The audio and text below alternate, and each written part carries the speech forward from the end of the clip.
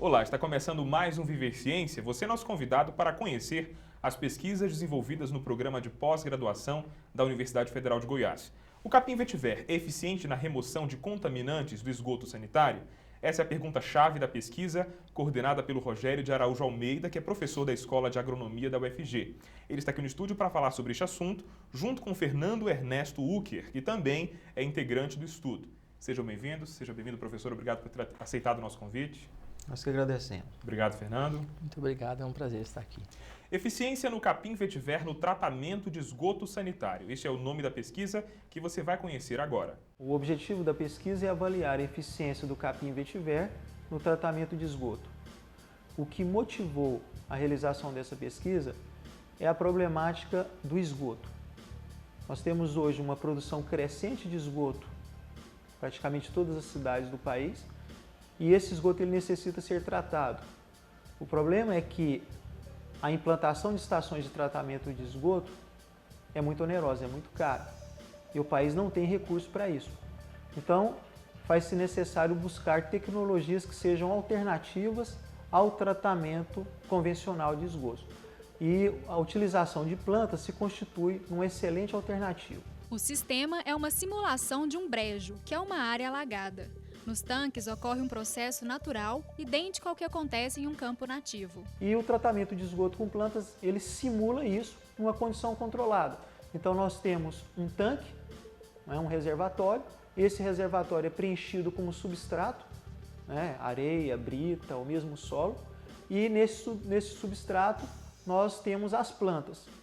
Então, a interação do substrato com a planta e com o esgoto resulta no tratamento. O esgoto, ao passar pelas raízes das plantas, ele é purificado por reações que acontecem com o substrato, com micro-organismos que estão ali povoando o substrato e as raízes das plantas, e também por o efeito da planta, que absorve determinados elementos, e também libera oxigênio para os micro-organismos que, por sua vez, vão também atuar limpando o esgoto. E ao final do processo, o esgoto sai purificado. A troca gasosa que ocorre nas folhas é fundamental, mas o que acontece nas raízes é o mais importante.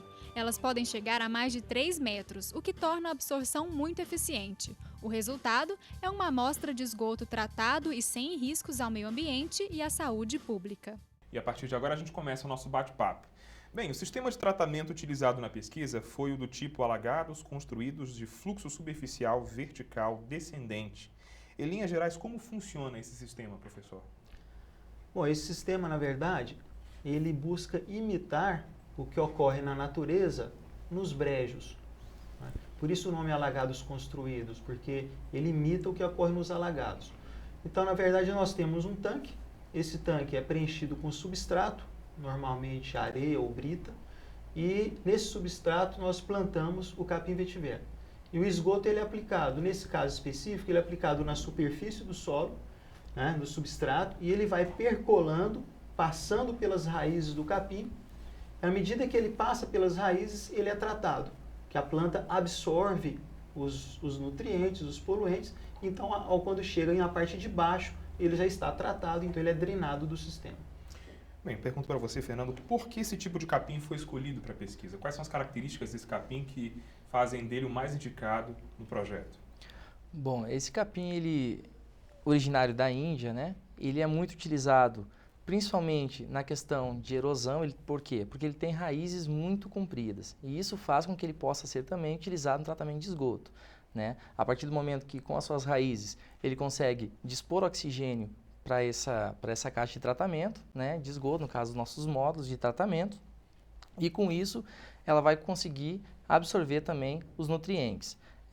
No caso, ela tem características praticamente únicas, que ela resiste a altas temperaturas, a baixas temperaturas, a secas e também a inundações.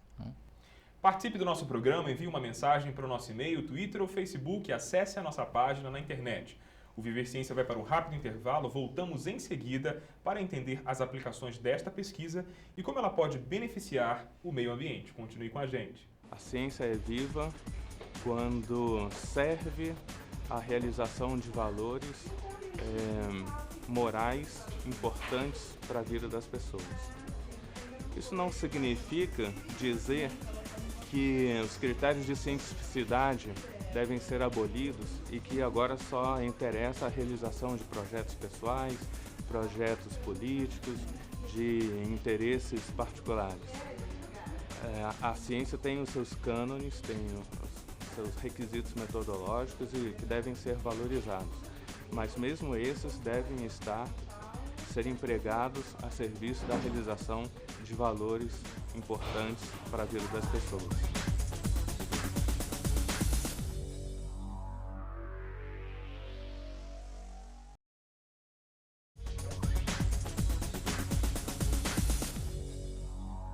O Viver Ciência está de volta com a presença do doutor em agronomia, Rogério de Araújo Almeida, e do Fernando Ernesto Ucker, que é mestre em engenharia do meio ambiente, doutorando também em agronomia. Estamos falando de um estudo da UFG que tem o objetivo de avaliar se o capim vetiver é eficiente na remoção de contaminantes do esgoto sanitário. Menos da metade da população brasileira tem acesso a serviço de coleta de esgoto. É o que você vai ver agora na reportagem. A gente trabalha com um sistema separador absoluto, onde separa o esgoto residencial da água de chuva, da drenagem urbana. Esse esgoto gerado nas residências, em banheiros, pia, tanque, ele é coletado na sua residência e direcionado a uma estação de tratamento de esgoto por meio de redes coletoras e interceptores. Em Goiânia, o sistema da Companhia de Saneamento atende 80% da população. Apesar de ser uma das capitais mais privilegiadas com o serviço no Brasil, ainda abriga moradores que não têm acesso algum à coleta regular dos dejetos domésticos. Em 1954, com o Código Nacional da Saúde, deram uma ênfase maior para abastecer as residências com água tratada, ou seja, tratar a água e colocá-la nas residências para melhorar a qualidade de vida da população. E desde então o foco sempre foi a universalização da água tratada. E até a década de 90, com o Planasa, houveram vários investimentos nessa área. Mas desde a década de 90 nós estamos ficou muito tempo sem recurso para investimento em saneamento. E são recursos muito investimento para fazer coleta e tratamento de esgoto sanitário também. Para instalar um serviço sanitário de uma cidade é necessário levar em consideração algumas regras. Uma estação de tratamento de esgoto, ela é parte de um sistema de esgotamento sanitário. Então, ao se instalar uma estação de tratamento de esgoto, o primeiro dado é conhecer a população que ela vai atender, tanto no cenário atual quanto numa população futura. O segundo passo seria entender que essa estação de tratamento de esgoto vai oferecer um determinado nível de tratamento, ela vai ter que ter uma eficiência mínima para que o seu efluente, que são os esgotos tratados, ao ser lançado nos rios, nos córregos, atenda aos padrões mínimos que estão prescritos nas legislações. A técnica com capim vetiver propõe uma otimização para o esgoto urbano e já mostrou bons resultados junto ao poder público. O meio acadêmico ele contribui muito para essa parte de desenvolvimento de novas tecnologias e trabalhos mesmo que possam nos ajudar no dia a dia com projetos e operação para melhorar a qualidade e, quem sabe, até minimizar custos para a implantação desses sistemas novos.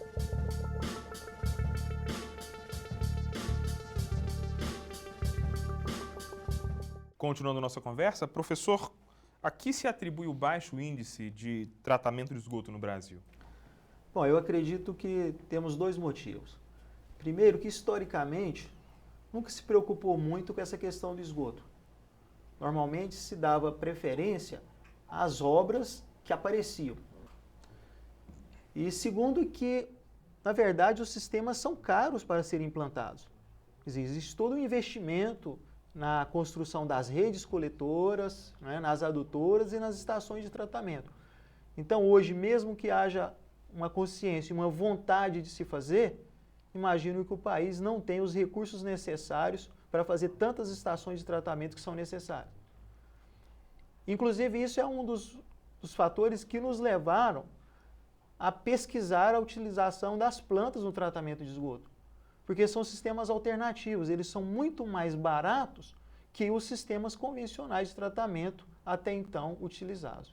E o resultado é surpreendente diante dessa questão de um lado o entrave, de outro um meio alternativo que de repente pode suprir essa demanda? Sim, a verdade é que as pessoas têm um certo receio quando se fala em alternativas. Mas o que as pesquisas têm mostrado é que as eficiências são altíssimas. Então é realmente possível se utilizar hoje de tecnologias simples para se tratar o esgoto a custo muito menores. O problema é que esses sistemas ainda são desconhecidos, né? E isso sempre leva a uma dificuldade em termos de adoção por parte do poder público, principalmente. Qual é o tipo de tratamento mais comum dado ao esgoto brasileiro? Existe algum modelo que prevalece? Existe. O modelo que prevalece no Brasil atualmente é o sistema de lagoas, que é um sistema que necessita das condições climáticas já existentes no Brasil, ou seja, muita radiação solar e muito calor, né? Esse sistema ele é que o esgoto entra em uma extremidade de uma lagoa e vai sair na outra lagoa, passando por um processo de depuração do esgoto. Professor, a pesquisa foi realizada na Estação de Pesquisa em Tratamento de Esgotos com Plantas da UFG. Como a gente poderia definir esse sistema? Como funciona de fato essa estação? Bom, a estação é fruto de uma parceria entre a Universidade Federal de Goiás e a Saneago.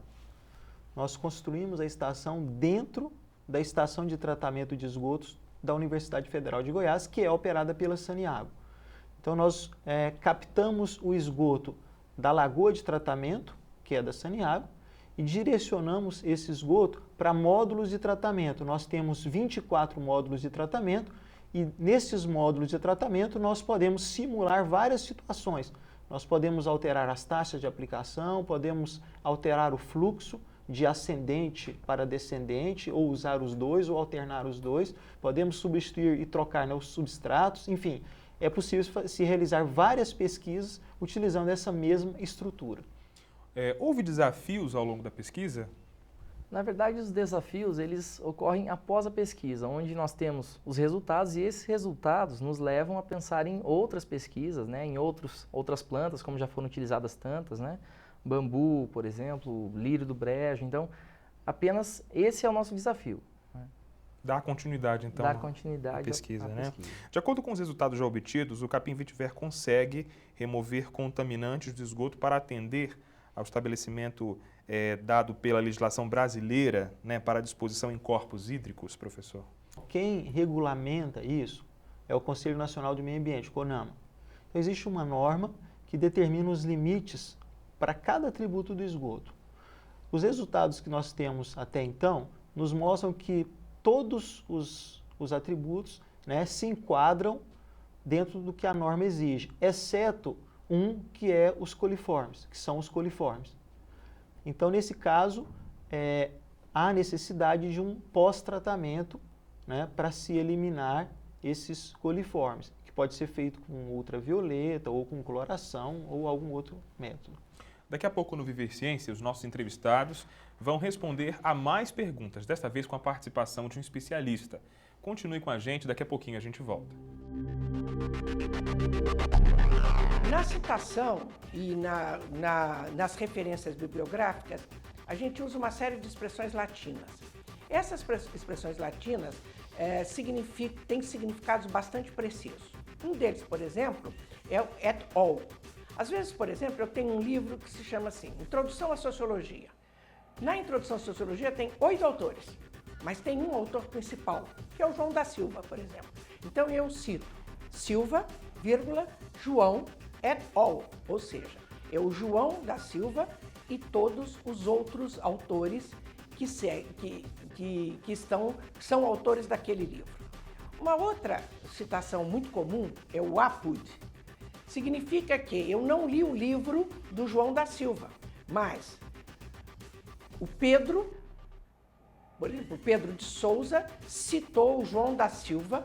Então eu digo, o João da Silva, apud Pedro de Souza, ou seja, é uma citação dentro da obra de outro. O que significa ipsis literis? Significa que é textualmente, com a mesma grafia, do mesmo jeito, com os mesmos erros, com as mesmas vírgulas. Então é ipsis literis, ou seja, eu estou dizendo alguma coisa exatamente igual a pessoa a quem eu estou citando falou. Então, é uma citação de um texto exatamente com a mesma grafia, com a mesma ortografia, com a mesma pontuação do autor que eu estou citando.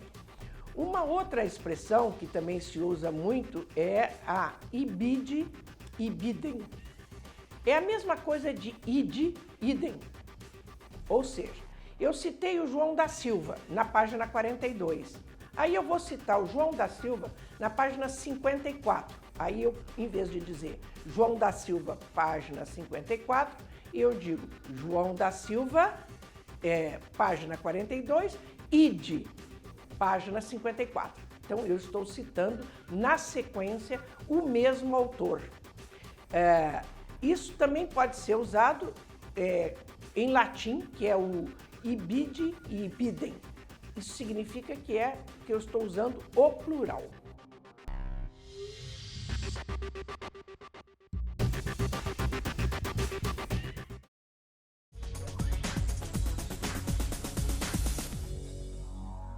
O Viver Ciência está de volta. Eficiência do capim vetiver no tratamento de esgoto sanitário é o nome da pesquisa que estamos abordando hoje no programa. Quem vai fazer perguntas sobre a pesquisa agora é Carlos Tolentino de Oliveira, que é engenheiro ambiental. Na remoção do capim vetiver, há necessidade de fazer um novo plantio ou eles brotam naturalmente? E quanto tempo tem que se trocar o capim vetiver? Por favor, Fernando, responda. Na verdade, não é realizada a remoção da planta. A única manutenção feita é uma poda nela, como fazemos a poda no jardim. Ok, vamos a mais uma pergunta. O capim vetiver, ele é encontrado em quais regiões do estado de Goiás ou quais municípios? Ele tem uma facilidade de poder se reproduzir em qualquer ambiente? Professor, por favor. O capim vetiver, na verdade, ele não é do estado. Então, você não encontra ele por aí. Mas é muito fácil encontrá-lo em viveiros. E tem uma outra característica importante, e é que ele vai perfilhando. Então, ou você compra as suas mudas, ou você pode comprar poucas mudas e multiplicar essas mudas para utilizar na sua estação.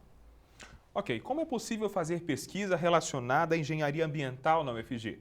É o que vamos saber agora no quadro Caminhos da Ciência. O programa de pós-graduação em Engenharia do Meio Ambiente é um mestrado acadêmico, chamado de stricto sensu. Tem 3 linhas de pesquisa. Nós chamamos de linhas 1, 2 e 3. A linha 1 é a linha de Engenharia de Recursos Hídricos e Sistemas Urbanos de Água. Essa linha de pesquisa geralmente trata sobre os problemas de água, de recursos hídricos em meio urbano, tendo geralmente a comunidade de avaliação a bacia hidrográfica. Está mais ligado à parte quantitativa de recursos hídricos. Na linha 2, nós temos as pesquisas na área de planejamento e gerenciamento de disposição final de resíduos sólidos, geralmente tratando na parte aí que a gente chama de lixos, né? Na parte também de disposição final, principalmente com relação a aterros sanitários e as formas de tratamento desses resíduos sólidos.